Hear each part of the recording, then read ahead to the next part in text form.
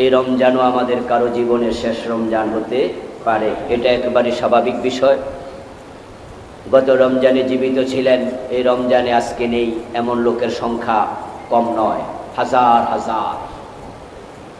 আবার এর পরের রমজান আসবে, এর মাঝখানে চলে যাবে কত হাজার, আল্লাহ ভালো জানেন। বিশেষ করে করোনার বিপর্যস্ততার কারণে গত রমজান থেকে রমজানের মাঝখানে অন্য যে কোনো সময়ের তুলনায় মৃত্যুবরণকারী মানুষের সংখ্যা বেশি ছিল। করোনার বিপর্যস্ততা আবার ঊর্ধ্বগামী, আল্লাহ ভালো জানেন। এটাকে কিভাবে নিয়ন্ত্রণ করা হবে, আমার সামান্য অনুভূতি থেকে আমার কাছে মনে হচ্ছে আল্লাহ হেফাজত না করলে একটু জটিল হয়ে যেতে পারে। তা আমরা জানি না আগামী রমজান, পরবর্তী রমজান আমরা পাই কিনা। এই জন্য এই রমজানটা আমরা যারা পেয়ে যাব, আমরা তার ফজিলতের সামান্য থেকেও বঞ্চিত হতে চাই না। এই জন্য আগ থেকে প্রস্তুতি নেওয়া দরকার আছে কিনা। রোজার প্রস্তুতি সবাই কিন্তু নিচ্ছে, সবাই নিচ্ছে, তবে প্রস্তুতির ধরনটা কি হওয়া উচিত এ বিষয়ে আমরা কথা বলবো। কারণ অনেকে বলে, হ্যাঁ হুজুর ইতিমধ্যে মোটামুটি ছোলা কিনে ফেলছি, খেজুরও কিনছি, রোজার প্রস্তুতি মোটামুটি নেওয়া শুরু করছে। আবার যারা ব্যবসায়ী তারাও প্রস্তুতি নিচ্ছে যে হুজুর মাল টাল মোটামুটি জমাই রাখছি, স্টক করছি, এই রমজান কেমনে দাম বাড়ানো যায় এই পরিকল্পনা আমরা নিছি, কোনো অসুবিধা নাই। রোজার প্ল্যান, রোজার প্রস্তুতি চলছে। যারা ঈদের সিনেমা মুক্তি দেবে তারাও প্রস্তুতি ইতিমধ্যে শুরু করছে না? কারণ ঈদের সিনেমা তো আর এক মাসে বানানো যাবে না, ওরা প্রস্তুতি আরো আগ থেকে শুরু করছে। রোজার প্রস্তুতি ওরাও নিচ্ছে। ঈদের নাটক যারা মুক্তি দেবে তারাও প্রিপারেশন মোটামুটি নিয়ে রেডি হয়ে গেছে। তো প্রস্তুতি সবাই নিচ্ছে, কিন্তু কেমন প্রস্তুতি হওয়া দরকার আমরা শরিয়ার আলোকে সেটা আলোচনা করব ইনশাআল্লাহ। আসলে যে জিনিস যত বড় হয় তার প্রিপারেশনও নেওয়া লাগে তত বেশি সময় ধরে, তত সতর্কতার সাথে। এটাই তো স্বাভাবিক নিয়ম। রমজান মাসের মতো শ্রেষ্ঠতম মাস নাই, এ নিয়ে আমাদের কারো কোনো সন্দেহ আছে নাকি? নাই, নাই, কারো সন্দেহ নাই। এটা সবচেয়ে সেরা মাস। এই মাসের মতো রহমত অন্য মাসে নাজিল, কথা বলেন, হয়? হয় না। এই মাসের মতো ক্ষমা অন্য মাসে আল্লাহ করেন না। দিন আছে ক্ষমা পাওয়ার, কিছু দিন আছে, যেমন আরাফার দিন সবচেয়ে বেশি ক্ষমা হয়, কিন্তু জিলহজ মাসে সবচেয়ে বেশি ক্ষমা হয় এমন নাই। ক্ষমার মাসের মাঝে প্রতিদিন ক্ষমা করে, একদিন না, প্রতিদিন। রমজান মাস, ঠিক কিনা? সবচেয়ে ক্ষমা পাওয়ার মাস রমজান। আমার বন্ধু, জাহান্নাম থেকে মুক্তি পাওয়ার মাস রমজান। ওয়ালিল্লাহি উতাকাউ মিনান নার ওয়া যালিকা ফি কুল্লি লাইলা। আমরা তো একটি দুর্বল হাদিস শুনেছি, রমজানের শেষ দশক হলো নাজাতের দশক। হাদিসটা দুর্বল। আসলে নাজাত শুধু শেষ দশকে নয়, যালিকা ফি কুল্লি লাইলা। সহিহ হাদিস হলো আল্লাহ রমজানের প্রতি রাতে মানুষকে জাহান্নাম থেকে নাজাত দেন, প্রতি রাত। রমজানের মতো নাজাত কোনো মাসে হয় না। এরপর আমলের যে সওয়াব বেড়ে যায়, রমজানের মতো কোনো মাসে বাড়ে না। অগণিত, অসংখ্য। একটা নফল ফরজ হয়ে যায়, একটা ফরজ কমপক্ষে 70টা ফরজ হয়ে যায়। নরমালি 1 থেকে 10 হয়, রমজানে 1 থেকে 70, 1 লাফে 7 গুণ বেড়ে যাবে। এই মাস এত সেরা মাস, তাহলে এর বরকত, এর রহমত, এর মাগফিরাত, এর নাজাত, এর ফজিলত, এর বারাকা যা আছে আমরা যেন সব পাই। প্রস্তুতিটাও সেরকম হওয়া দরকার আছে কিনা? না হয়তো আপনি ঠকে যাবেন। দুর্বল পরিকল্পনা উত্তম ফলাফল দেয় না। Well planning have to success. আপনি প্ল্যান যদি ভালো করেন, কাজ শুরু করার আগে উত্তম পরিকল্পনাই কাজের অর্ধেক সফলতা। এই জন্য যারা 10 তলা 20 তলা বিল্ডিং এর প্ল্যান করতে যান, তারা কিন্তু 3 মাস 4 মাসে অনুমোদন পান না, হুট করে দেয় না। এটা অফিসাররা এটা নিয়ে অনেক ভাবে যে 15 তলা বিল্ডিং এর অনুমতি দেব, না না, অনেক ভাবো, এটা অনেক হাতে যাবে, অনেকে দেখবে। কারণ এটা যদি ধ্বংস হয় ক্ষতি হবে বেশি। 10 তলায় লোকজন যে পরিমাণ থাকে 15 তলায় বেশি থাকবে, 5 তলা হলে আরো কম থাকবে, 2 তলা হলে আরো কম থাকবে। আপনি 2 তলা 3 তলা 1 তলা বিল্ডিং বানান, কোনো প্ল্যানম্যান লাগে না, ওই মিস্ত্রিই ফেরা লাগে,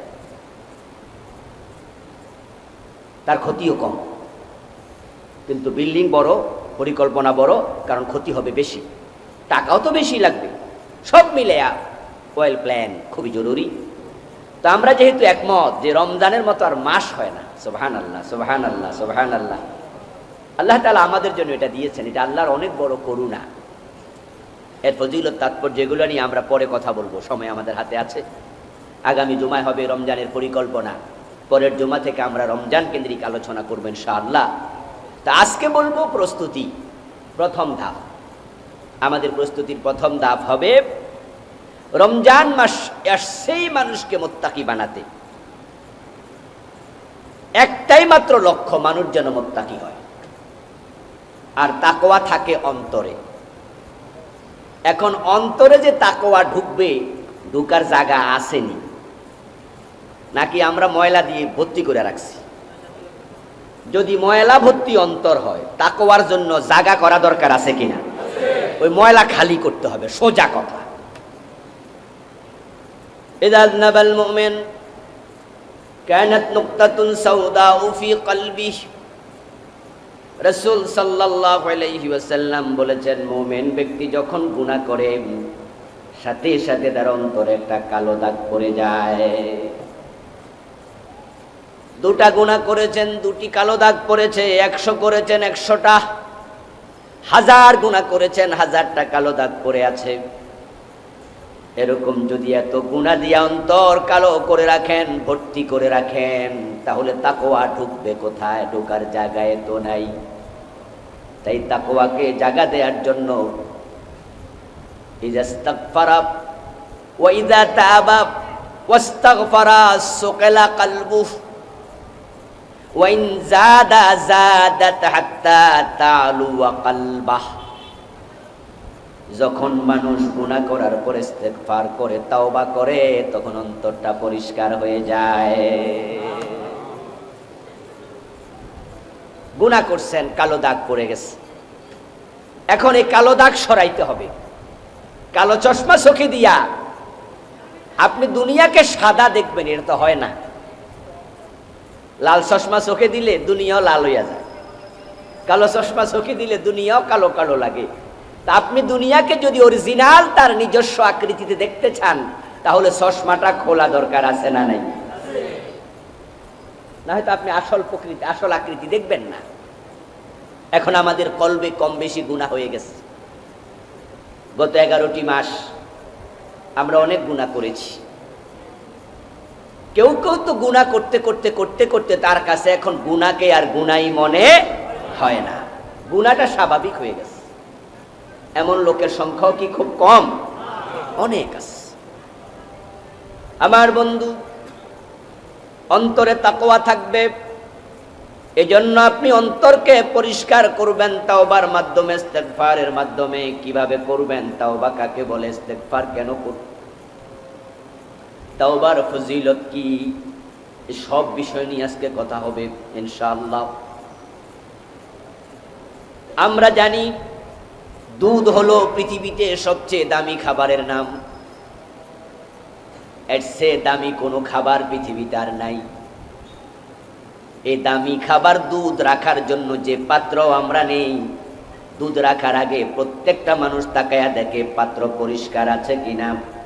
কারণ নোংরা পাত্রে দুধ রাখলেও এই দুধ খেলে উপকার হবে না। আমরা সবাই জানি উল্টা ক্ষতি হতে পারে। দুধটা পড়ার সাথে সাথে ময়লার সাথে ওই ময়লা দুধটার যত উপযোগিতা আছে সব শেষ করে দেবে। বালতিতে যদি গরুর প্রস্রাব থাকে, তাহলে দুধটা পুরাটাই কি হয়ে যাবে? নষ্ট হয়ে যাবে। এক এক দেশে এক এক শব্দ বলে, আমাদের দেশে কয় সরকা হয়ে যাবে। দুধটা আর খাওয়া যাবে না। প্রস্রাবের সাথে লেগেছে, দুধ নষ্ট হয়ে গেছে। ময়লার সাথে লেগেছে, দুধ নষ্ট হয়ে গেছে। সুবহানাল্লাহ। এত দামি খাবার ভালো থাকলো না, নোংরা হয়ে গেল। পৃথিবীতে এর চেয়ে দামি খাবার নাই। এটা আল্লাহর কত বড় নিয়ামত। এই জন্য প্রবাদ আছে, milk is an ideal food. দুধ হচ্ছে একটি আদর্শ খাবার। যদিও মানুষ দুধকে চাবাইয়ে খায় না, দুধ মানুষ পান করে। এটা দরকার ছিল বলা, milk is an ideal drink. খাবার হলো সেটা যেটা মানুষ চাবায়, দুধ কিন্তু চাবায় না। তাহলে আইডিয়াল ফুড বললো কেন? এর কারণ দুধ যদিও মানুষ পান করে, খাদ্যের চাহিদা যা দরকার সবটা দুধের ভিতরে আছে। সুবহানাল্লাহ। এই জন্য বাচ্চা পোলাপান 6 মাস কিচ্ছু খাওয়া লাগে না, শুধু দুধ খাইয়া নাদুস নুদুস মোটা তাজা হয়। যে বাচ্চা দুধ যত বেশি পায় মায়ের, তার স্বাস্থ্য তত ভালো হয়, মেধা তত বেশি হয়। আল্লাহ দুধের ভিতরে ক্যালোরি, ভিটামিন, পুষ্টিগুণ, খাদ্যগুণ যা দরকার সব দিছে। পৃথিবীর একমাত্র জিনিস দুধ, যেটা একসাথে পিপাসা এবং খাবারের চাহিদা দুটো একসাথে মিটিয়ে দেয়। পানি পান করবেন, পেট ভরবে, ক্ষুধা মিটবে না। ভাত খাইবেন, পেট ভরবে, পিপাসা মিটবে না। দুধ পান করবেন, একসাথে দুটাই মিশে যাবে। সুবহানাল্লাহ। কিন্তু ময়লা জায়গায় রাখবেন, লাভ নাই। এই দামি খাবারটাও আর দামি থাকবে না। এই জন্য আমরা যারাই দুধ দহন করি গরুর ওলান থেকে, প্রত্যেক দহনকারীকে দেখবেন হে বালতির দিকে চায়, দরকার ওটা উল্টাইয়া দেয়, দুইয়া টুইয়া রাইকা তারপরে মোছা দেয়, তারপরে তাকায় দেখে পানি আছে কোনায়, এমনি উল্টাইয়া ধরে ফেলাইয়া দেয়। কারণ সে জানে এ ময়লা যদি থাকে, দামি খাবার দামি আর থাকবে না।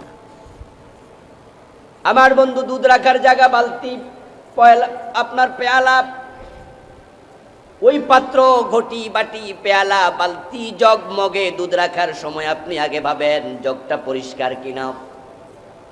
এখন যে কলবে তাকওয়া থাকবে, রমজানের মাধ্যমে আল্লাহ দেবে আপনার অন্তরে আল্লাহ ভীতি, খোদা ভীতি, গুনাহ পরিত্যাগের প্ল্যান, পরিকল্পনা, মানসিকতা। যেই কলবে তাকওয়া থাকবে, রোজার আগে কলবটাকে ধৌত করা দরকার আছে না নাই? যারা আল্লাহওয়ালা তারা তাই করতেন। রোজার আগে বেশি বেশি তাওবা, বেশি বেশি ইস্তিগফার। আল্লাহ আমাকে তুমি ক্ষমা করে দাও, রোজার আগে আমি পরিপূর্ণ প্রস্তুতি নিচ্ছি, আমার অন্তর যেন তাকওয়া দিয়ে ভরপুর হয়ে যায়। তিলকাল জান্নাতুল্লাতী নুরিসু মিন ইবাদিনা মান কানা তাকিয়া। আপনি রোজা রাখার মাধ্যমে, নামাজের মাধ্যমে জান্নাত তালাশ করছেন। আল্লাহ পাক রব্বুল আলামিন রোজার মাধ্যমে আপনাকে তাকওয়া দেবেন।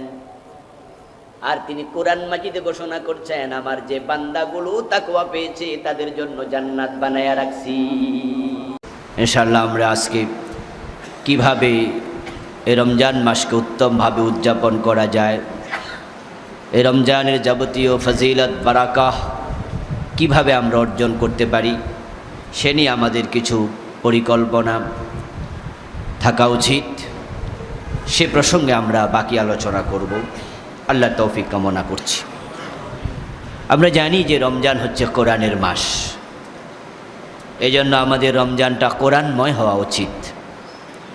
রমজান পুরাটা জুড়েই কোরআন কেন্দ্রিক একটা কর্মসূচি আমাদের নেওয়া দরকার। আল্লাহ তাআলা রমজান মাসে কোরআন নাজিল করেছেন। তিনি বলেছেন, শাহরুর রমাদানিল্লাযী উনজিলা ফীহিল কোরআন হুদাল লিন্নাস ওয়া বায়্যিনাতিম মিনাল হুদা ওয়াল ফুরকান। আল্লাহ তাআলা বলেন, রমজান মাস যে মাসে কোরআন নাজিল করা হয়েছে বিশ্ব মানবতার হিদায়াতের জন্য, এবং এর মাঝে বর্ণনা করা আছে মানুষের জীবনের প্রয়োজনীয় সকল দিক। এটা হচ্ছে ফুরকান, এটা হচ্ছে সত্য মিথ্যার পার্থক্যকারী। কোনটা হক, কোনটা বাতিল, কোনটা সঠিক, কোনটা ভুল, এটা জানার জন্য আপনাকে কোরআনের কাছে যেতেই হবে। স্বর্ণের দিকে তাকালে স্বর্ণ খাঁটি না অখাঁটি এটা বোঝা যায় না। এটা বুঝতে হলে কষ্টি পাথরের সাথে ঘর্ষণ দিতেই হবে। এজন্য যারা স্বর্ণকার তারা হাতে নিয়ে আন্দাজ করতে পারে, অনুমান করে যেটা হয়তো স্বর্ণ, কিন্তু তারা নিশ্চিত হয় কখন? কষ্টি পাথরের সাথে ঘর্ষণ মারে, যখন ঘর্ষণ দেওয়ার পরে তারা শুধুমাত্র এটা স্বর্ণ এটাই নিশ্চিত হয় না এটা কোন মানের, 18 ক্যারেট না 20 ক্যারেট না 22 ক্যারেট, তারা সেটাও নিশ্চিত হয় ঘর্ষণের মাধ্যমে। কষ্টি পাথর দিয়ে যেমন স্বর্ণ যাচাই হবে, হক এবং না হক, সত্য এবং মিথ্যা, এটা যাচাই হবে আল্লাহর কোরআনের মাধ্যমে। কোনো ব্যক্তি, কোনো ফির, কোনো বুজুর্গ, কোনো আলেম তার কথা দিয়ে সত্য মিথ্যার মাপকাঠি হবে না, যাচাই হবে না কারো কথাই। হক এবং বাতিল চিনতে হলে আপনাকে কোরআন দিয়ে যাচাই করতেই হবে। আল্লাহ কোরআনকে বলেছেন ফুরকান, আল ফারিকু বাইনাল হাক্কি ওয়াল বাতিল ফাহুয়াল ফুরকান। ফুরকান মানে হলো সত্য এবং মিথ্যার মাঝে পার্থক্যকারী। এখন আজকের এই দিনে কোনটা সত্য কোনটা মিথ্যা এটা বোঝা কিন্তু সো টাফ, খুব কঠিন। কারণ সবাই বলে আমি সত্য। এমন কিছু কেরামতের আলোচনা হয়, বিভিন্ন পীরের দরবারে গেলে শোনা যায় তাদের বাবা থেকে তার দাদা থেকে এমন কেরামত বের হয়েছে যেগুলো শোনার পরে উনি ফির না, অলি না, এই কথা আপনি ভয়ও বলতে পারবেন না। সম্মানিত ভাইরা, এখন কে হক কে বাতিল কিভাবে চিনবেন? চরমোনায় যাওয়ার পরে তাদের মুখ থেকে এমন কিছু আলোচনা আপনি শুনবেন যেগুলো শোনার পরে চরমোনায়ের পীর সাহেব যে হক, আপনি এর বিপরীতে একটি কথা ভয়ে মুখ থেকে বের করতে পারবেন না। ঠিক সারসিনা দরবার শরীফে যাওয়ার পরে তাদের আলোচকদের মুখ থেকে আপনি এমন কথা শুনবেন যা শোনার পরে না হক এই শব্দ ভয়ও মুখে আসবে না। মাইজবান্ডার, যেটাকে আমরা অনেকেই না হক বলি, কিন্তু ওখানকার আলেমদের মুখ থেকে, তাদের দরবারে আলোচকদের মুখ থেকে এমন কিছু কারামত শুনবেন আপনি না হক এই কথা ভয়ও বলতে পারবেন না। প্রত্যেকেই বলছে আমি হক। এখন সত্যিকার অর্থে হক কোনটা সেটা আপনাকে জানতেই হবে। সবাই কিন্তু হক নয়, কিন্তু হকের দাবি সবাই করে। কে হক কে বাতিল তা জানার জন্য আল্লাহ তাআলা 1400 বছর আগে পবিত্র কোরআন নাজিল করে বলছেন, এটা হুদাল্লিন নাস ওয়া বায়্যিনাতুম মিনাল হুদা ওয়াল ফুরকান। আমি ফুরকান দিয়েছি। সত্য মিথ্যা পার্থক্য করতে চাও, তুমি কোরআনের কাছে যাও। আমি একটা কথায় বিশ্বাস করি, আমরা যারা আল্লাহকে বিশ্বাস করি আমরা সকলেই সত্যের কাছে যেতে চাই, ঠিক কিনা? এ নিয়ে কারো দ্বিমত থাকার কথা নয়। যারা দেওয়ানবাগ গেছে তারাও সত্য পাওয়ার জন্যই গেছে, যারা আটরশি গেছে তারাও হেদায়াতের জন্যই গেছে, যারা মেজবান্ডার গেছে তারা হেদায়াতের জন্যই গেছে। প্রত্যেকে হেদায়াত চায়, গোমরাহি কেউ কিনতে যায় নাই। কিন্তু আপনারা বলুন তো, সবাই কি হেদায়াত পেয়েছে? কথা বলেন না কেন? সবাইকে হেদায়াত পেয়েছে? হ্যাঁ, এর কারণ তারা হেদায়াতের জন্য কোরআনের কাছে অনেকে যায়নি, তারা ব্যক্তির কাছে গেছে, আর ব্যক্তির কাছে হেদায়াত নাই। নবী মুহাম্মদুর রাসূলুল্লাহ সাল্লাল্লাহু আলাইহি ওয়াসাল্লাম ছাড়া হেদায়াত নিয়ে মরবে আম্বিয়া ছাড়া আর কারো ব্যাপারে গ্যারান্টি নাই। নবীর সাহাবী ছিল, পরবর্তীতে মোরতাদ হয়ে গেছে, পুরা ইসলাম থেকে খারিজ, এমন লোকও আছে না নাই? তো সাহাবীর তো গ্যারান্টি নাই, ইমান নিয়ে মরবে কোনো সাহাবী তার কি নাই? গ্যারান্টি নাই। এর জন্য হযরত ফারুক আজম ওমর রাদিয়াল্লাহু তাআলা আনহু বলেছেন প্রথম খুতবা, যখন তিনি ক্ষমতায় অধিষ্ঠিত হলেন, আমিরুল মুমিনিন হলেন, তিনি বলছেন আতিউনি মা তাআতুল্লাহ ওয়া রাসূলুহু ওয়া ইন আসাইতুল্লাহ ওয়া রাসূলুহু ফাসাদ্দিদুনি। তোমরা আমাকে আনুগত্য করো ততক্ষণ, আমি আল্লাহ এবং রাসূলের আনুগত্য করি যতক্ষণ। ওয়া ইন আসাইতুল্লাহ ওয়া রাসূলুহু, যখন তোমরা দেখবে আমি আল্লাহ এবং রাসূলের অবাধ্য হয়ে গেছি, ফাসাদ্দিদুনি, তোমরা আমাকে সোজা করে দিও। আনুগত্য তো করবাই না, বরং আমারে গর্দানে ধরে সোজা করে দিও। তাহলে এতে বোঝা যায় যে হযরত ওমর আশঙ্কা করেছেন যে আমারও রাসূল এবং আল্লাহর আনুগত্যের বাহিরে চলে যাওয়ার সম্ভাবনা আছে, আমিও মাসুম নই। এজন্য আমার ভাইয়েরা, কোনটা হক কোনটা না হক তা চেনার জন্য কোরআনের কাছে যাবেন।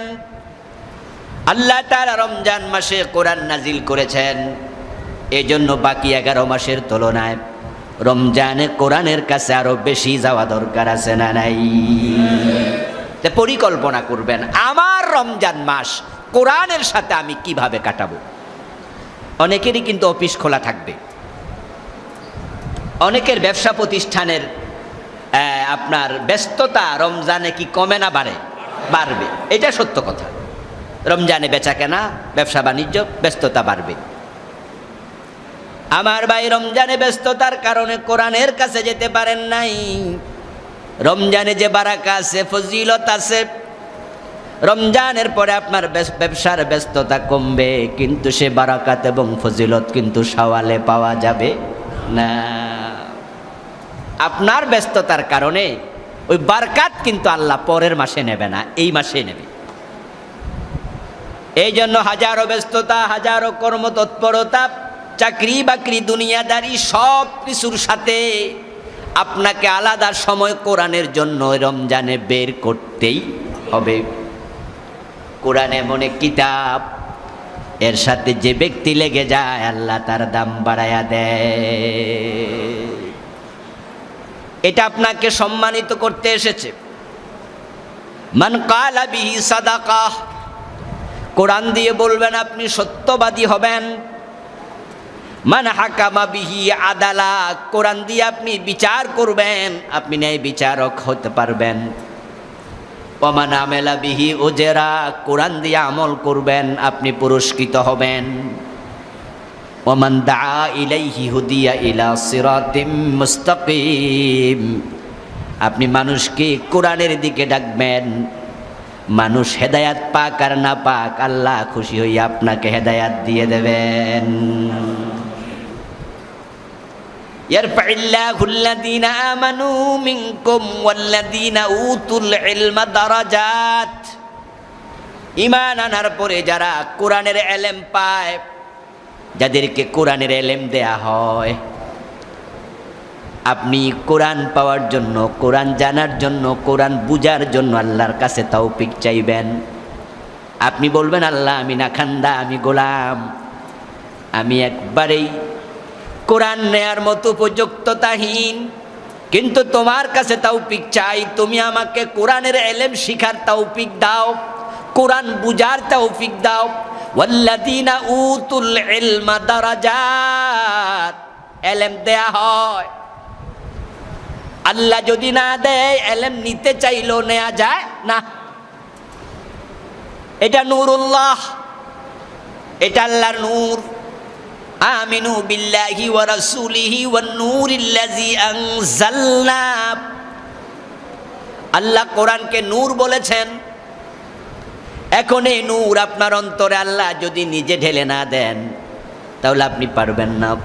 হেফজখানায় ভর্তি হয়েছে হাজার হাজার ছাত্র, সবাইকে হাফেজ হতে পারে, চেষ্টা করে কিন্তু হয় না।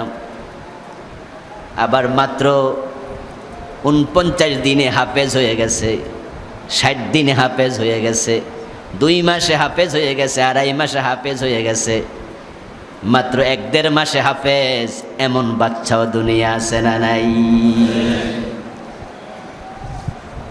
গত সপ্তাহে বাংলা ভিশন টেলিভিশনে কোরআনের আলো, পুষ্টি কোরআনের আলো একটা অনুষ্ঠান হয়, মাগরিবে ডাক দিয়ে আপনারা দেখবেন। তো আমাকে দাওয়াত দিল, আমি গেলাম রেকর্ড অনুষ্ঠানে। রমজানে 14, 15, 16 এই 3 দিনের রেকর্ড আমি করেছি।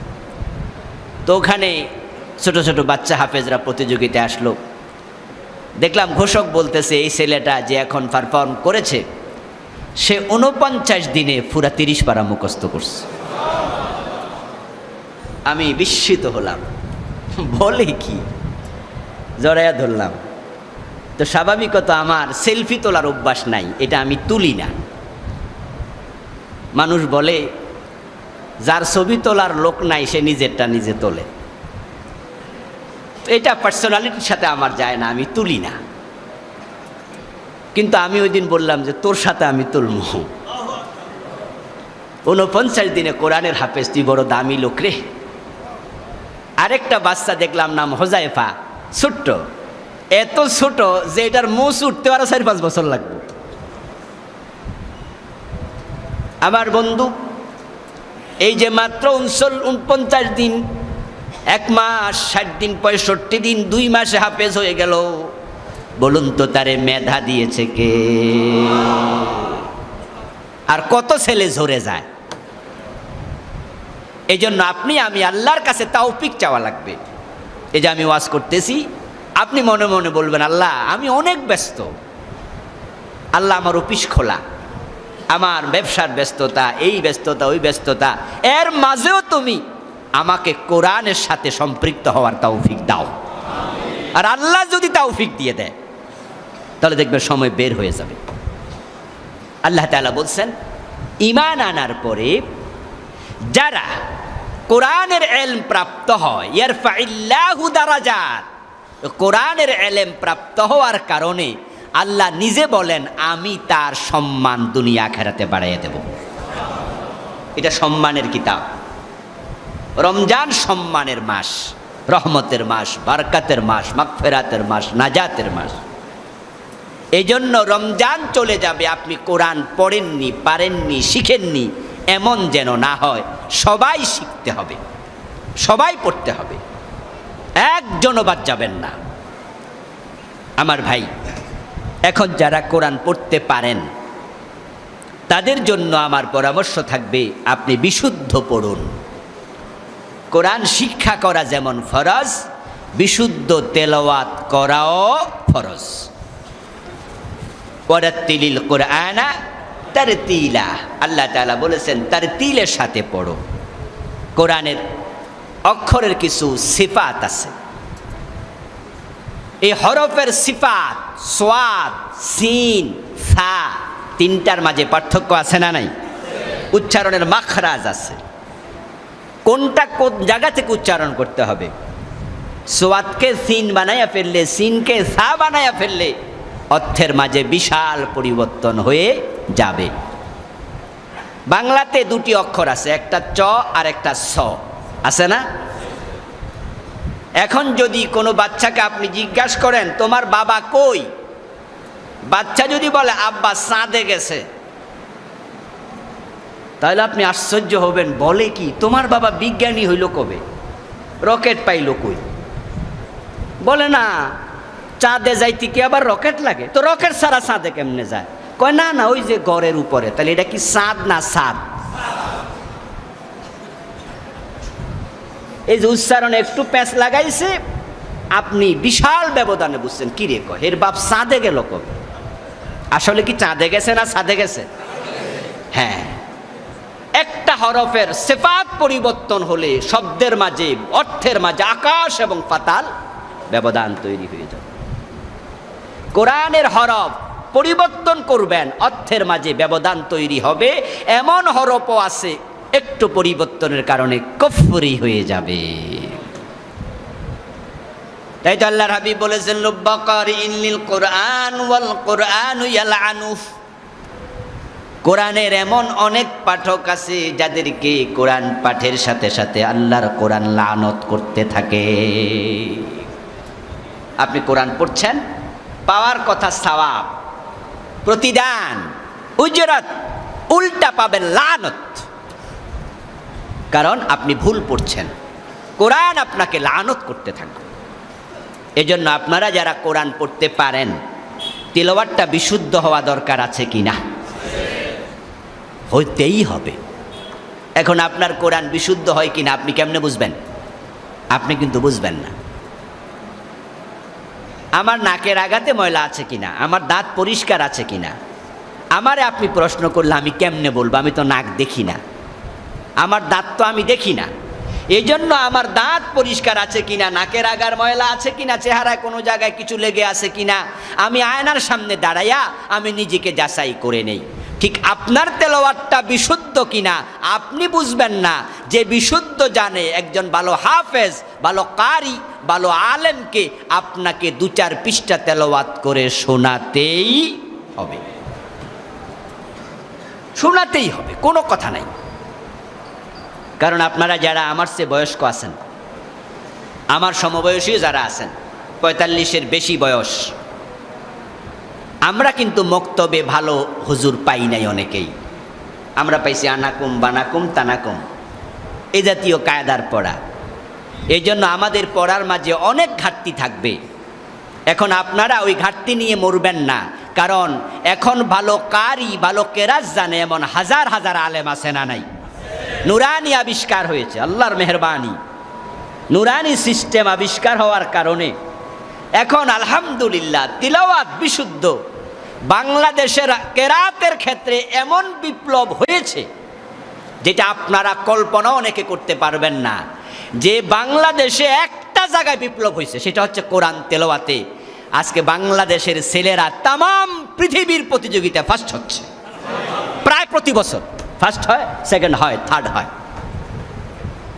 70টার বেশি দেশ প্রতিযোগিতা অংশগ্রহণ করেছে, সৌদি আরব, কাতার, মধ্যপ্রাচ্যের তো সবগুলাই। কোরআন নাজিলের দেশ সৌদি আরব, ওই দেশের কারীরা বাংলাদেশের কারীদের সাথে কম্পিটিশনে টিকে নাই। আমাদের কারি নাজমুস সাকিব ফার্স্ট হয়ে এসেছে, কারি জাকারিয়া, হাফেজ জাকারিয়া ফার্স্ট হয়ে এসেছে, এরকম অনেক অনেক প্রতি বছর।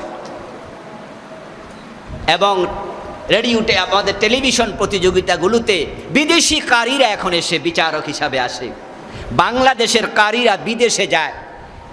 এক্ষেত্রে বিপ্লব হয়েছে, আর সেই বিপ্লবের আপনি সামান্য সদস্য হতে পারেন নাই, ভুল নিয়ে মরে গেছেন, আপনি হতভাগা, আপনার কপাল পোড়া। কারণ যদি এমন হতো যে এই দেশে কারি পাওয়া যায় না, হুজুর আমি কি করব, তাহলে একটা কথা ছিল। এখন তো অভাবই নাই, তা আপনি কেন শিখলেন না? এজন্য আমি বিনয়ের সাথে বলতে চাই, আপনারা যারা তেলাওয়াত পারেন, আপনি নিশ্চিত হওয়ার জন্য 2-4 পৃষ্ঠা একজন ভালো কারিকে শোনানো দরকার আছে না নাই? শোনাবেন, সবাই শোনাবেন। ভুল হলে আপনি কিন্তু খতম করবেন না। রমজানে অনেকে কোরআন খতম করে, উল্টা গুনাহ হচ্ছে, হাজার হাজার গুনাহ হচ্ছে। আপনাকে কে বলেছে কোরআন খতম করার জন্য? কোরআন খতম করা ফরজ নয়, বিশুদ্ধ শিক্ষা কি?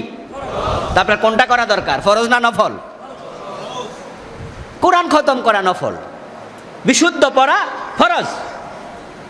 আপনার লুঙ্গি ঠিক নাই, পাগড়ি বাঁধতে যান কেন? আপনি নামাজ পড়তে আসবেন, আপনি তো আরকান হাকাম 13 ফরজ, এটা বুঝতেই হবে। তা আপনার লুঙ্গি পরা তো ফরজ, পাগড়ি তো সুন্নাহ নফল, তো কোনটা দরকার, পাগড়ি না লুঙ্গি? তা আপনি পাগড়ি খুলে লুঙ্গি বানান মিয়া। আপনি পাগড়ি 13 হাত বানাইছেন, লুঙ্গি নাই, নামাজ হবে তো? বেকুব হবেন, আপনি বেবুজদার হবেন। এখন কোরআন শুনতে গেলে এত কষ্ট লাগে।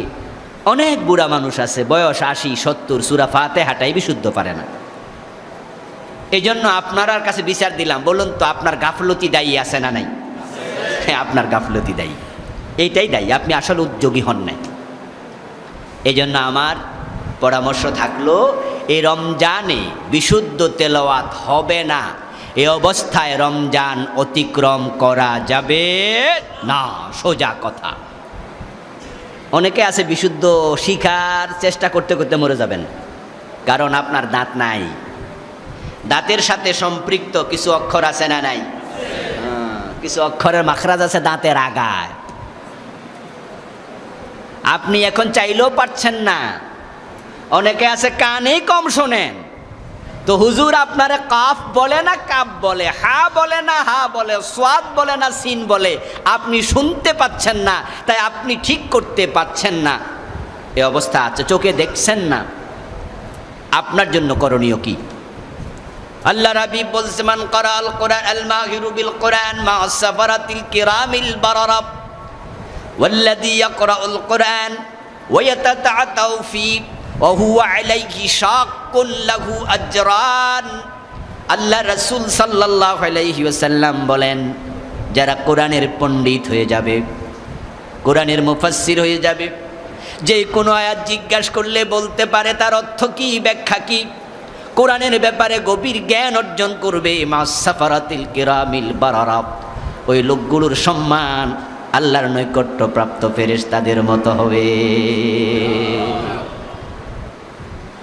এটা হওয়ার জন্য একদল লোক চেষ্টা করতে হবে। আপনিও শুরু করুন চেষ্টা। ডক্টর জাকির নায়েক পারলে আপনি পারবেন না কেন? খুররুম জাহ মুরাদ ইঞ্জিনিয়ার ছিল, কাবার ডিজাইন যেটা বর্তমানে আছে সেটা উনি করেছিলেন, পাকিস্তানের লোক। কিন্তু উনার লেখা বই পড়লে আমরা অবাক হই, উনি জেনারেল শিক্ষিত এটা কল্পনাও করতে পারি না, এত জানে ইসলামের ব্যাপারে। ডক্টর জাকির নায়েক কত হাদিস, কত আয়াত, বিভিন্ন ধর্মগ্রন্থ সম্পর্কে কি এলেম অর্জন করলো। চেষ্টা ছাড়া হয়েছে নাকি? না, চেষ্টা ছিল, সাথে আল্লাহর রহমত। তা আপনি চাইলে কেন পারবেন না, আমি কেন পারবো না? চেষ্টা শুরু করে দেই। আল্লাহর নৈকট্যপ্রাপ্ত ফেরেশতাদের মতো দাম হবে তাদের। এরপর রাসূল বলেন, ওয়াল্লাযী ইয়াকরাউল কুরআন ওয়া ইয়াতাতাউ ফী, কিছু মানুষ আছে কোরআন পড়বে কিন্তু কষ্টকর তার জন্য। কষ্টের অনেক কারণ, হয়তো সময় নাই, ব্যস্ততা, এর মাঝেও সে চেষ্টা করে, হয়তো চোখে পাওয়ার নাই, তার দাঁত নাই, কানে শোনে না, তারপরও চেষ্টা করে, হয়তো সে তোতলা, জিহ্বায় আড়ষ্টতা আছে, তারপরও চেষ্টা করে। ওহু আলাইহি শাক্কুন, এটা তার জন্য কষ্টকর। ওই কষ্টের মাঝেও সে কোরআনকে আলাদা করে রাখে নাই, চেষ্টা চালিয়ে যাচ্ছে। লাহু আজরান, ওই ব্যক্তির চেষ্টার কারণে সাধারণ পাঠকের তুলনায় আল্লাহ তাকে দ্বিগুণ পুরস্কার দিতে থাকবেন, তার সওয়াব হবে দ্বিগুণ, তার থেমে থাকার অনুমতি নাই। মান জাআহুল মাউত ওয়া হুয়া ইয়াতলুবুল ইলমা লিইউহইয়া বিহিল ইসলাম ফাবাইনাহু ওয়া বাইনান নাবিয়িনা দারাজাতুন ওয়াহিদা। এইভাবে চেষ্টা করা অবস্থায় যে ব্যক্তির মৃত্যু এসে যাবে, সে দিন সম্পর্কে জানার জন্য, মানার জন্য, বুঝার জন্য তেলাওয়াত করছে, পড়তেছে, শিখতেছে, যে আমার আল্লাহ এত সুন্দর একটা কিতাব নাজিল করলো, তিনি কি বললেন আমাকে জানতেই হবে, তিনি যা বলেছেন আমি তা মানবই, মানতেই হবে। এই চিন্তা নিয়ে যে ব্যক্তি পড়তে থাকে, মৃত্যু যদি এসে যায়, বিশ্ব নবী বলেন আল্লাহ পুরস্কার হিসাবে নবীদের পাশের জান্নাত দিয়ে দেবেন। সুবহানাল্লাহ, অনেক বড় পুরস্কার কোরআন। আল কোরআনু কালামুল্লাহ, এটা আল্লাহর কালাম। যে ব্যক্তি কোরআন পড়ে সে আল্লাহর সাথে কথা বলে, যে ব্যক্তি হাদিস পড়ে সে রাসূলের সাথে কথা বলে। মিজি রাহিমাহুল্লাহ উনার তিরমিজি কিতাব জামিয়া তিরমিজি লিখার পরে তিনি বলছেন, মান কানা ইনদাহু হাজাল জামি ফাইন্নাহু ইয়াতাকাল্লামু মা'আন নবী সাল্লাল্লাহু আলাইহি ওয়াসাল্লাম।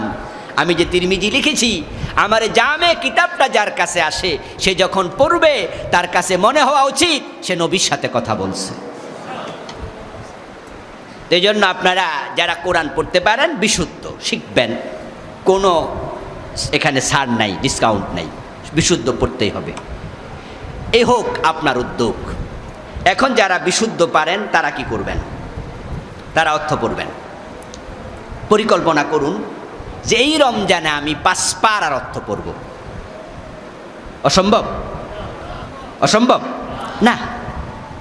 অফিসে আসতে আর যাইতে 2 ঘন্টা লেগে যায়, এমন লোক কি আছে না? হ্যাঁ, আপনি নারায়ণগঞ্জ থেকে যদি ঢাকায় আসেন তাহলে দেখবেন যে আপনার 1 ঘন্টা লেগে যাচ্ছে, জ্যাম ট্যাম এই সেই মিলাইয়া। তা আপনি আপনার ব্যাগের মাঝে কোরআনের একটা কপি রেখে দেন। আর এখন তো আলহামদুলিল্লাহ এই মোবাইলগুলোর মাঝে কোরআনের বিভিন্ন অ্যাপ পাওয়া যাবে, অনুবাদও আছে, তেলাওয়াতও আছে, তাফসীরও আছে। আপনি দেখে দেখে পড়বেন, সব আছে, কি নাই আল্লাহ সব হাতের মুঠোয় তুলে দিছে। এটা দেখে দেখে অনেকে জাহান্নামে যাচ্ছে, এটা দেখে দেখে জান্নাতে যাওয়ার রাস্তাও আছে। আপনি চাইলেই পারবেন। 30 খণ্ডে কোরআন অর্থসহ এমন কিতাবও বাংলাদেশে আছে না নাই? খণ্ড খণ্ড, 1 পারা 1 পারা করে আছে। তা আপনি চাইলে 1 খণ্ড কোরআন আপনার তাফসীরের কিতাব, কোরআনের অর্থ তাফসীর যার যেটা লাগবে আপনি ব্যাগে রেখে দেন। বাসা থেকে গাড়িতে উঠছেন, কোনো গল্প গুজব দরকার নাই, আপনি পড়া শুরু করেন, দেখবেন যাওয়া আসার পথেই আপনি এগিয়ে যাচ্ছেন। যদি 1 বছরে 5 পারা হয়, 6টা রমজান যাবে, 5 6 30 পারা শেষ হয়ে যাবে। এক্ষেত্রে বাংলাদেশ পিছিয়ে আছে। কেরাতের ক্ষেত্রে বিপ্লব হয়েছে, অনুবাদের ক্ষেত্রে একবার অধঃপতন হয়েছে। পৃথিবীতে না বুঝে কোরআন পড়ার ক্ষেত্রে আমার মনে হয় বাংলাদেশ 1 নম্বরে। কোরআন বড় মাজলুম কিতাব। এই দেশে হাজার হাজার হাফেজ পাওয়া যাবে যারা কোরআনের অর্থ জানে না, আছে না নাই? হ্যাঁ, রমজানের তেলাওয়াত করছে, চমৎকার তেলাওয়াত, কোনো ভুল পড়ে না, কিন্তু অর্থ জিজ্ঞাসা করেন পারে না।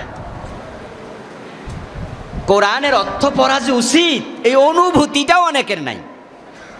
যারা নবীন হাফেজ 10, 12, 15 বছর বয়স, তারা হয়তো পোলাপান মানুষ এখনো শুরু করে নাই, কিন্তু 30 বছর বয়স, 40 বছর বয়স হাফেজ কোরআনের অর্থ পুরাটা পারে না, এমন হাফেজও আছে শত শত। এবার আপনাদেরকে বলছি, আপনারা যারা আমার ওয়াজ শুনতেছেন, যে 10টা সূরা আপনি নামাজে তেলাওয়াত করেন, ছোট ছোট সূরাগুলো, এই 10টা সূরা, সূরা ফাতিহা সহ 11টা, এই 11টার অর্থ জানে না এমন নামাজি আছে না নাই? সংখ্যা কম না বেশি?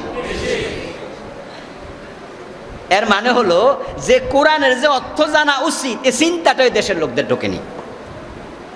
এই জন্য আপনাকে অর্থ জানতেই হবে।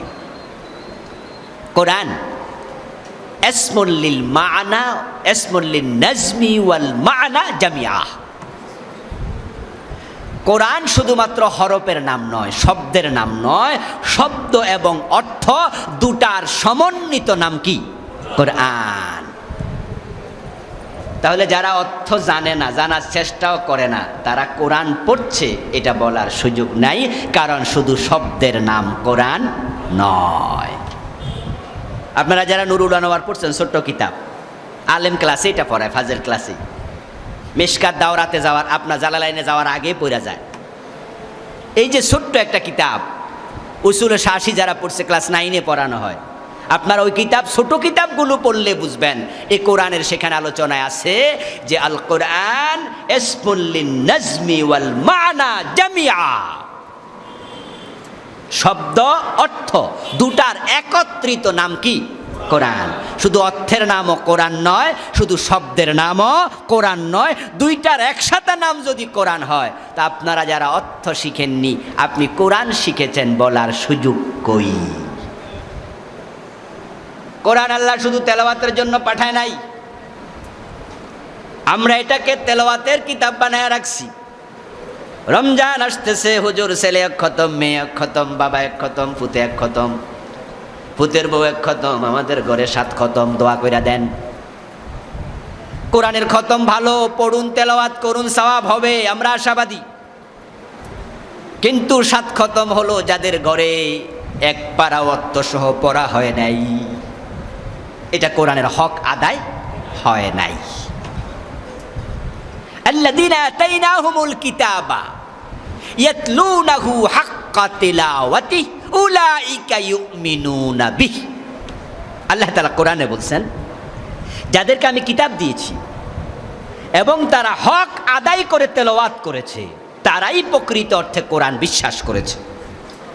তাহলে আয়াতের বিপরীতে যান, বিপরীতে গেলে বোঝা যাবে যারা হক আদায় করে তেলাওয়াত করেনি তারা প্রকৃত বিশ্বাসী হয়নি। প্রকৃত বিশ্বাসী যদি হতে চান, কোরআনের অর্থ আপনাকে পড়তে হবে। আপনাদের সবার ঘরে 30 পারার অর্থ সহ কোরআন থাকা লাগবে, সবার ঘরে থাকা লাগবে, সবার ঘরে। এই রমজানে পরিকল্পনা নেন, এখনো 3-4 দিন বাকি আছে, বুধবারে রমজান আশা করা যায় শুরু হবে ইনশাআল্লাহ। তাহলে 4 দিন এখনো আছে। আপনি আপনার ঘরে 5 পারার অর্থ সহ 5 খণ্ড অর্থ সহ কোরআন কিনে ফেলেন।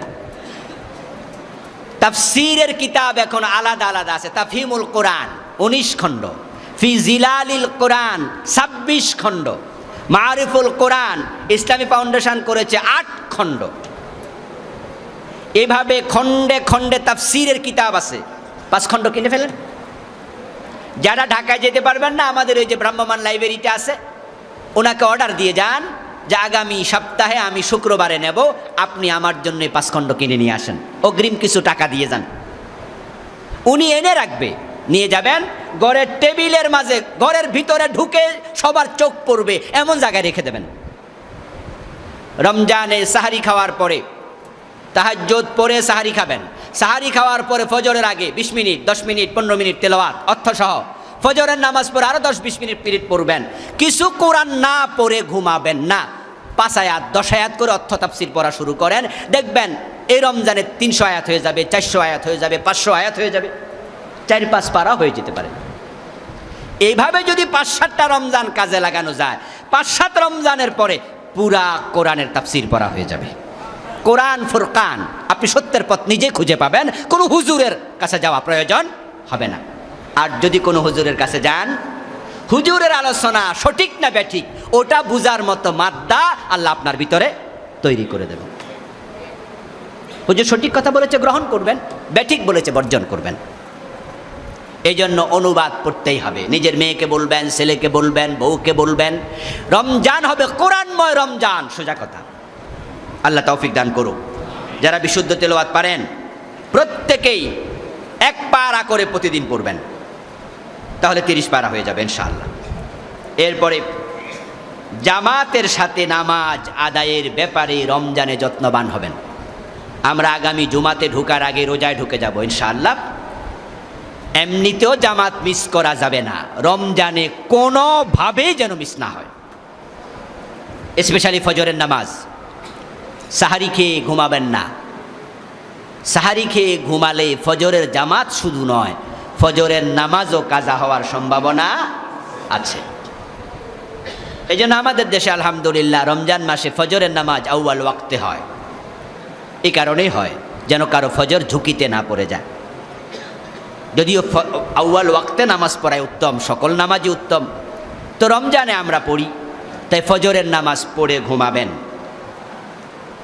সাহারি খাবেন শেষ দিকে, এটাই সুন্নাহ। ইফতার করবেন প্রথম দিকে, এটা সুন্নাহ। সাহারি শেষ দিকে খাবেন, তাহলে স্ট্রেংথ থাকবে ভালো। আর ইফতার করবেন ফার্স্ট টাইম। আল্লাহর হাবিব বলছেন লা ইয়াজালুন নাস বিল খাইর মা আজ্জালুল ফিতরা। আল্লাহর হাবিব সাল্লাল্লাহু আলাইহি সাল্লাম বলেন, মানুষ যতদিন পর্যন্ত তাড়াতাড়ি ইফতার করবে ততদিন তারা কল্যাণের সাথে থাকবে। অনেকে আছে বেশি সুপিগিরি করে, আজান হয়ে গেছে ইফতার করে না, কয় যে সারাদিন থাকতে পারছি আর 5 মিনিট পারবো না, 3-4 মিনিট পরে করে। সে মনে করে এটাতে সওয়াব বেশি হবে, মোটেও না। আল্লাহর বক্তব্য সুম্মা আতিম্মুস সিয়ামা ইলাল লাইল, তোমরা রাত্রি আসা পর্যন্ত রোজা রাখো। রাত্রি আসবে কখন? সূর্য অস্তমিত হবে যখন। তো সূর্য অস্তমিত হওয়া পর্যন্ত রোজা রাখো, এটা কার আদেশ? কথা বলতে হবে তো, কার আদেশ? তা আপনি আরো বেশি রাখছেন, এটা কার আদেশ? এটা নফসের আদেশ। আপনার নফস আপনারা বুঝাইছে আরো রাখো, আরো 5 মিনিট, অসুবিধা কি? রবের আদেশ মানার নাম ইবাদত। এই জন্য সূর্য অস্তমিত হওয়ার সাথে সাথে ইফতার করতে হবে, এটাই সুন্নাহ, দেরি করা যাবে না। খেজুর দিয়ে ইফতার করা সুন্নাহ। আল্লাহর হাবিব বলছেন তোমাদের যাদের সামর্থ্য আছে খেজুর দিয়ে ইফতার করবে। যদি খেজুর না পাও ফা ইন লাম ইয়াজিদ ফাবিল মা, যদি কেউ খেজুর না পায় তাহলে সে যেন পানি দিয়ে ইফতার করে। তো আমাদের দেশে এখন খেজুর অ্যাভেলেবেল আলহামদুলিল্লাহ। জন্ম পৃথিবীর যে জায়গায় হোক আল্লাহ বাংলাদেশে পাঠাই দেয়, ঠিক না? অ্যাভেলেবেল, রাস্তার উপরে খেজুর বিক্রি হয়, এটা সুন্নাহ। খেজুর নাই, পানি পান করবেন, যদি পানিও না থাকে অন্য কিছু। ইফতারের সময় দোয়া কবুল হয়, এর জন্য দোয়া করার একটি পরিবেশ তৈরি করে নেবেন। বাসাতে ইজতেমাইভাবে দোয়া করবেন, ছেলে মেয়ে নিজেরা সবাই বসে কোরআন তেলাওয়াত হবে, একটু তেলাওয়াতের পরে তরজমা হবে, একটা হাদিস পাঠ হবে, হাদিসের তরজমা হবে, তারপরে আপনি হাত তুললেন, অন্যরা আমিন আমিন বলবে। আরেকদিন ইয়াং ছেলেটা ইউনিভার্সিটি পড়ে, তাকে দায়িত্ব দেবেন, বাবা আগামী দিন মুনাজাত তুমি পরিচালনা করবে, আমরা আমিন বলবো। আরেকদিন আপনার বউ পরিচালনা করবে, আপনি আমিন বলবেন। আরেকদিন কলেজে পড়া মেয়েটা পরিচালনা করবে, আপনি আমিন আমিন বলবেন। ওই সময় দোয়া আল্লাহ ফিরাইয়া দেয় না। 3 ব্যক্তির দোয়া ফিরানো হয় না। আস-সায়েম হিনা ইফতিরু, এক ব্যক্তি হলো রোজাদার, সামনে ইফতার নিয়ে যখন হাত তোলে আল্লাহ ফিরায় না। তিনি দেখেন সামনে খাবার আছে, পেটে ক্ষুধা আছে, আমার ভয়ে খায় না। বুকে পিপাসা আছে, সামনে পানিও আছে, আমার ভয়ে পান করে না। ওই আমাকে ভয়কারী বান্দারা হাত তুলেছে, আমি আল্লাহ ফিরাইয়া দেই কেমনে? লিসায়েমে ফারহাতান, ফারহাতুন ইনদা ফিতরি ও ফারহাতুন ইনদা লিকায়ে রাব্বি। আল্লাহর সাথে সাক্ষাৎ হবে, আল্লাহ নিজ হাতে রোজার পুরস্কার দেবেন। এটা হলো একটা আনন্দের সময়। ইফতারের সময় আরেকটা আনন্দ, সারাদিন রোজা রেখে খাইছেন সেজন্য আমি মনে করি না। কারণ এমন রোজাদারও আছে যারা চাল দিয়ে ইফতার করে, শুকনা খাবার দিয়ে ইফতার করে। ও বেটার তো খাবার নাই, তো তার জন্য আনন্দ কেমনে? মূলত আনন্দটা শুধু খাবারের নয়, আনন্দ হলো ওই টাইমে দোয়া কবুল হয়। এই জন্য আমরা দোয়া কবুল পেয়ে আনন্দিত হতে চাই। আপনি কালকে থাকবেন না, পরের রোজায় থাকবেন না, আপনার পরিবারে দোয়ার সুন্নাহ চালু করে দেন, আপনার মরার পরেও দোয়া পরিবারে চলতে থাকবে। একা একা বসে আছেন, দোয়ার পরিবেশ নাই, সেখানে মনে মনে দোয়া করুন। যেখানে পরিবেশ আছে সেখানে সবাই মিলে দোয়া করুন। আল্লাহর কাছে সবাই চান আমার বন্ধু ইফতার করবেন, ইফতার করাবেন। হাদিসে আসছে যে ব্যক্তি ইফতার করায়, অন্য রোজা রেখে সারাদিন যে সওয়াব পেল, ইফতার করানোর কারণে আল্লাহ ওই পরিমাণ সওয়াব দিয়ে দেবেন। সুবহানাল্লাহ। তবে রোজাদারের সওয়াব কমবে না। অনেকে আছে আবার ইফতার পরেরটা করে না, কই হুজুর বলছে ওই পরিমাণ সওয়াব আল্লাহ দিয়ে দেবে, তাহলে আমি সারাদিন রোজা রাখছি তোমারা সওয়াব দেওয়ার জন্য? এটা ভুল চিন্তা। বরং কোনো রকমের সওয়াব ঘাটতি হবে না। আপনাকে আল্লাহ যা সওয়াব দিয়েছে, যিনি ইফতার করাবেন ওই পরিমাণ সওয়াব আপনার থেকে না নিয়া আল্লাহ দেয়ার ক্ষমতা কি আল্লাহর নাই? তো আল্লাহর ব্যাপারে এত বদ ধারণা কেন আপনার? ইফতার করাবেন, এটা খুব ভালো সুন্নাহ। আমাদের মসজিদে মনে হয় উদ্যোগ নেওয়া হয়েছিল, কিন্তু সরকার থেকে মনে হয় একটু এবারে করোনার কারণে নিষেধাজ্ঞা এসেছে, মসজিদে সাহারি এবং ইফতারের আয়োজন যেন না হয়। এরপরেও কিছু পথিক থাকবে, কিছু গরিব মানুষ থাকবে যাদের ইফতারের প্রয়োজন, টাকা নাই, রোজা রেখেছে, গরিব মানুষ, পথিক এখান দিয়ে হেঁটে যাচ্ছে, আজান হয়ে গেছে, এখন তার পকেটে টাকা নাই। আমি মনে করি 2, 4, 10, 20 জনের জন্য মনে হয় আমাদের সামাজিক দূরত্ব বলতে আমরা যা বুঝি ওই সোশ্যাল ডিস্টেন্সটা রেখে এটা মনে হয় করা যাবে ইনশাআল্লাহ। অতটুকু সরকার মানা করবে না। কিন্তু একবারে বড় মাপের আয়োজন হয়তো রাষ্ট্রীয়ভাবে, আপনারা তো মধ্যে শুনেছেন ইসলামী ফাউন্ডেশন মনে হয় ধর্ম মন্ত্রণালয় কিছু নিষেধাজ্ঞা বিধিনিষেধ দিয়েছে। এখন পারিবারিকভাবে ইফতার, আপনি ইফতার কিনে পাশের ঘরে পাঠিয়ে দেবেন। আপনার স্বাস্থ্য বোন, খালতো বোন, খালা, পুপু, চাচি আছেন, আত্মীয় স্বজন আছে না, এই রমজান আসতেছে, কিছু খেজুর কিনে পাঠিয়ে দেবেন, কিছু খেজুর কিনে পাঠিয়ে দেবেন, ওরা এটা দিয়ে ইফতার করবে, আপনি সওয়াব পেয়ে যাবেন। এই জাতীয় সুযোগগুলো আমাদের নিতে হবে।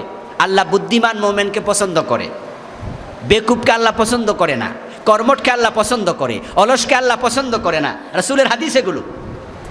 এই জন্য বুদ্ধি করে করে সওয়াব কামাই করে ফেলতে হবে। যেহেতু খেজুর দিয়ে ইফতার করে, এটা মানুষের কিন্তু অভ্যাসও আছে। খেজুর থাকলে স্বাভাবিক তো অন্য কিছু খায় না।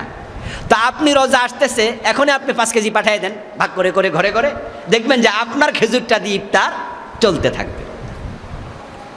তাহাজ্জুদ এবং নফল নামাজ বেশি পড়বেন, এটা পরিকল্পনা ঢুকাই দেন। প্রতিদিন সাহারি খেতে উঠতেই হবে। আপনি 15 মিনিট 10 মিনিট আগে উঠলেই কিন্তু 2-4 রাকাত তাহাজ্জুদ পড়বেন। আপনার ওয়াইফকে, বাচ্চাদেরকে বলে দেন, তোমরা তো সাহারির সময় ভাত রান্না বান্না করো, অথবা যেটা রান্না করা আছে সেটা গরম করো, তো চুলার উপরে বসায় দিয়া তুমি 2 রাকাত তাহাজ্জুদ পড়ে ফেলো, 4 রাকাত তাহাজ্জুদ পড়ে ফেলো। ফাতাহাজ্জাদ বিহি নাফিলাতাল লাক আসা আন ইয়াবআসাকা রাব্বুকা মাকামাম মাহমুদা। আল্লাহু আকবার। আল্লাহ তাআলা বিশ্ব নবীকে বলেছেন তাহাজ্জুদ পড়ুন, আশা করা যায় আল্লাহ আপনাকে মাকামে মাহমুদ দেবে তাহাজ্জুদের ওসিলায়। সুবহানাল্লাহ। খুব ভালো ইবাদত, খুব দামি ইবাদত। জোহরের পরে নফল পড়া যায়, জোহরের আগে পড়া যায়, আসরের আগে পড়া যায়, মাগরিবের পরে পড়া যায়। এই জাতীয় সময়গুলোতে বেশি বেশি নফল নামাজ পড়বেন। যাদের অনেক নামাজ কাজা আছে, নামাজ শুরু করছে 30 বছর বয়সে, বালেগ হয়েছে 15 বছর বয়সে, 15 বছরই ওয়াক্তিয়া নামাজ পড়ে নাই, এমন লোক বাংলাদেশে কম না, সংখ্যায় কিন্তু অনেক। তা আপনি যে এখন মোত্তাকি হয়েছেন, আগেরটির কি খবর? আগে যে 15 বছর পড়েন নাই। এই জন্য আমাদের পক্ষ থেকে পরামর্শ থাকবে রমজান মাসে নফল বাড়াইয়া দেন। কোনো কোনো আলেমরা উমরি কাজা পড়তে বলে যে আগের কাজা নামাজগুলো পড়েন। তো আমি পার্সোনালি পরামর্শ দিই যে এত বড় কাজা, এত লম্বা কাজা, এটা হাদিস দিয়ে সাব্যস্ত নয়। উমরি কাজা পড়তে হবে এমন কোনো হাদিস পাওয়া যায় না। তবে নির্ধারিত কাজা পড়তে হবে। যেমন আপনার মনে আছে 5 ওয়াক্ত পড়েন নাই, 7 ওয়াক্ত পড়েন নাই, 10 ওয়াক্ত পড়েন নাই, 20 ওয়াক্ত পড়েন নাই, হিসাবের মাঝে আছে, আপনি পড়ুন। 5 ওয়াক্ত পর্যন্ত সিরিয়ালে পড়বেন, 5-এর বেশি হলে সিরিয়াল দরকার নাই।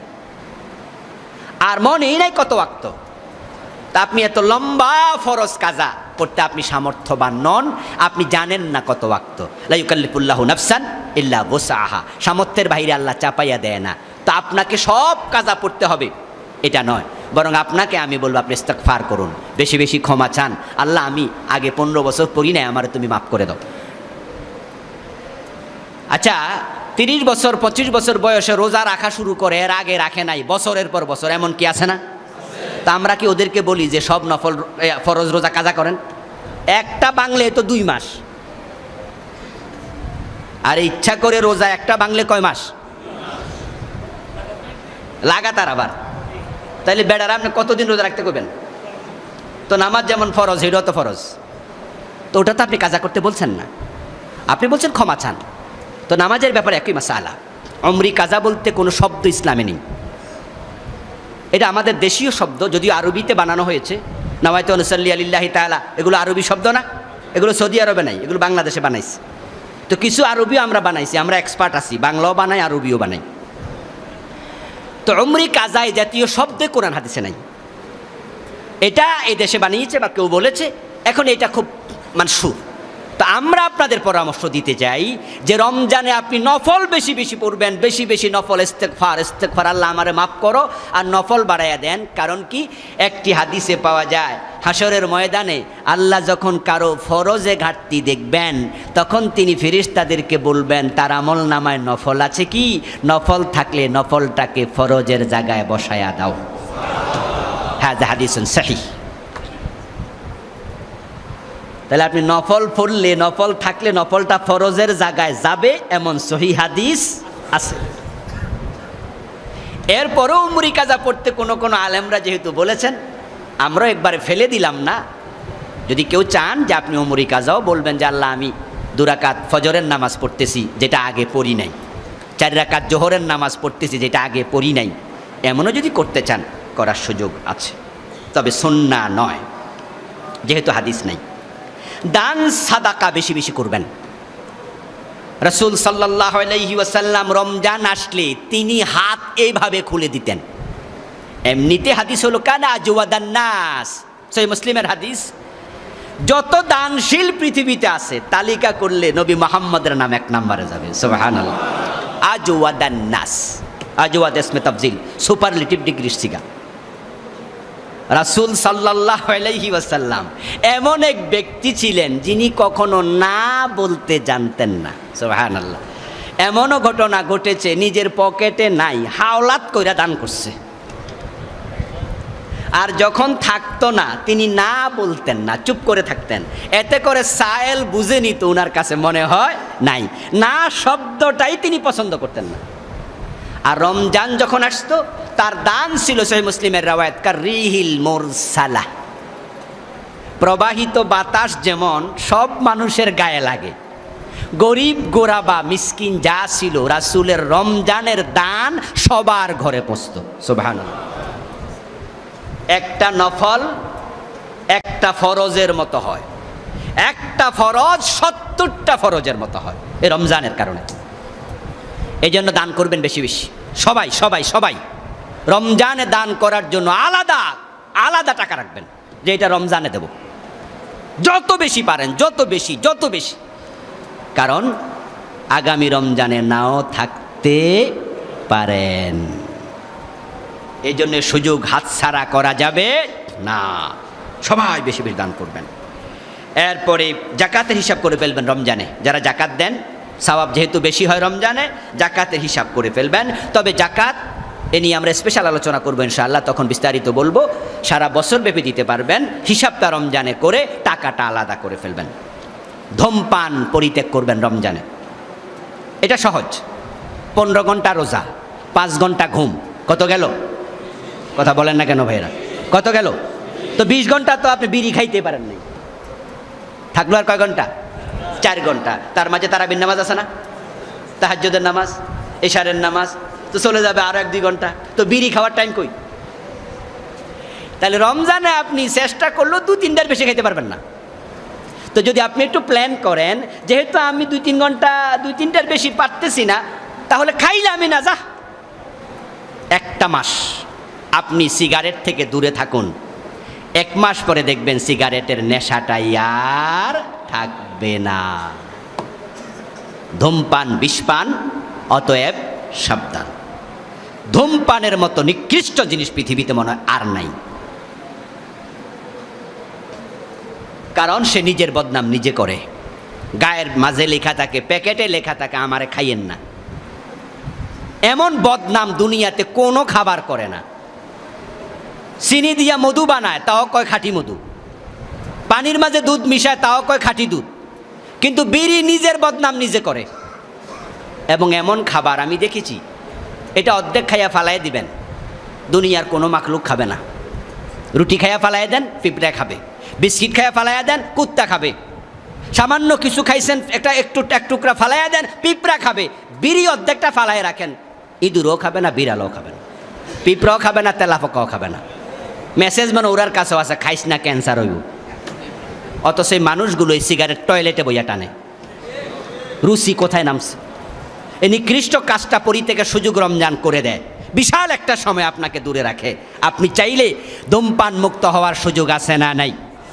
আমি আশাবাদী এখানে ধূমপানকারী খুব একটা নাই, 2-4 জন হয়তো আছেন। আপনার কাছে বিনীত আরজ থাকবে, সিদ্ধান্ত নেন এই রোজায় খাবো না। দেখবেন রোজার পরে আর প্রয়োজন হবে না। দিনের বেলা হোটেল রেস্তোরাঁ বন্ধ রাখুন। হোটেলের মালিকদের বলছি, আপনি বেরোজদারিকে খাওয়াবেন না, সে গুনাহগার, ফাসিক, ফুজ্জার। হাসপাতালে হোটেল খোলা থাকবে, রুগীরা আছে, ভিন্ন মাসালা। শুকনা খাবারের দোকানে খাবার থাকবে, যারা অসুস্থ আছে, পথিক আছে, মুসাফির আছে, তারা খাবে। কিন্তু ভাত রান্না করে আপনি বইয়া থাকবেন, বেরোজদারিরে খাওয়াবেন, আপনি আল্লাহর সাথে দুশ্মনী করছেন। আল্লাহ কয় খাইও না, আর আপনি রান্দা বইয়া রয়েছেন। আল্লাহ কয় সকাল থেকে সন্ধ্যা পর্যন্ত খাইও না, আর আপনি খাওয়ানোর জন্য রেডি করে বসে আছেন। কত বড় জালেম আপনি!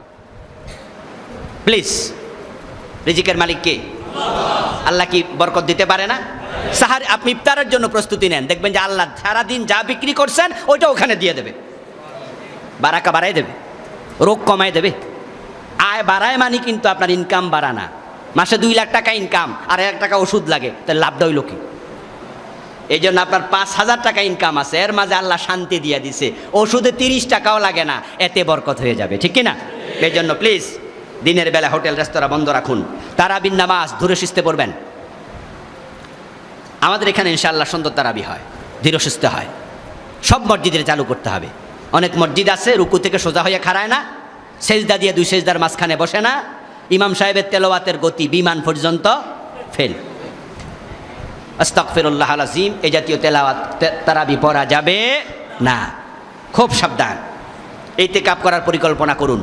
যারা চাকরি করেন এখনই দরখাস্ত দিয়ে রাখেন, ছুটি চান।